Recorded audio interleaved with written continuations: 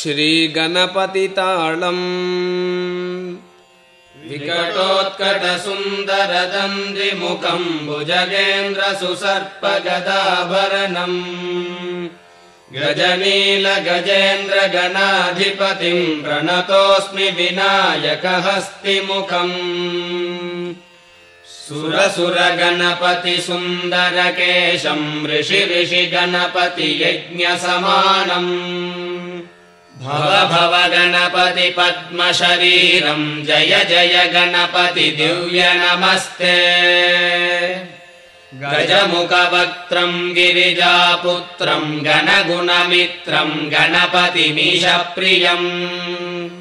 करधृतपरशुं गङ्गणपाणिं कबलितपद्मरुचिम् सुरपतिवन्द्यं सुन्दरनृत्तं सुरचितमणिमकुटम् प्रणमत देहं प्रकटिततालं षड्गिरितालमिदं